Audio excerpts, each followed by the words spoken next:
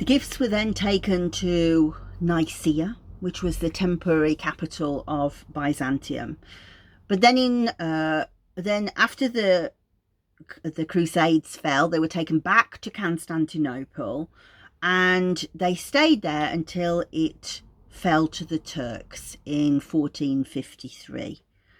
So Constantinople had been this incredible bastion of Christian faith, but now under Ottoman rule, suddenly it became Islamic, and there was a lot of worry about what was going to happen to these different relics.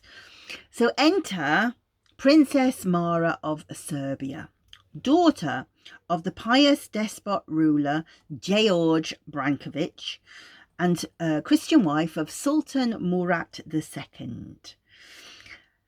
So Brankovic had founded a church affiliated to the monastery of St. Paul in the past, and Princess Myrrh felt that it would be appropriate that the gold, frankincense and myrrh went there.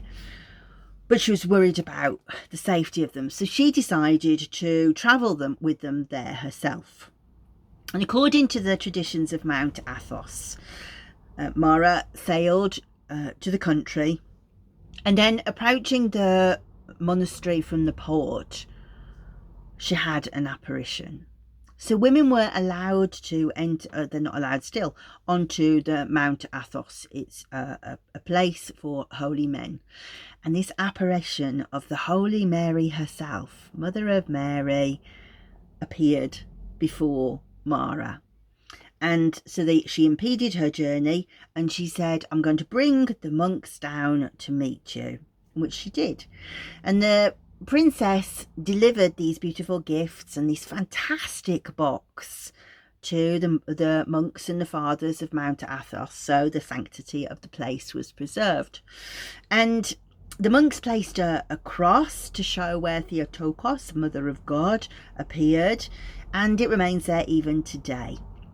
And that's called the Cross of the Queen, incidentally. And so the gold, frankincense and myrrh live in that monastery, accompanied by a contract that had been signed by the Sultan to detail the agreement that it would stay there, and also with the provenance of how it had got there this time. And so that document still remains there intact in the monastery of St. Paul on Mount Athos. So it's my understanding, and I might not be right about this, that the treasures have only left the monastery twice since that time.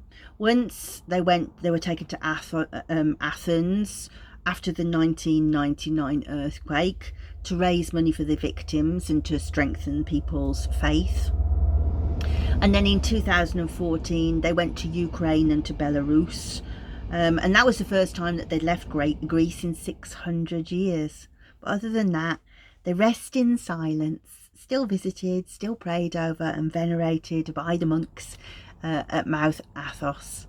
And for now, that's the end of the journey of the myrrh that may perhaps have begun right at the beginning of creation in that original Genesis garden.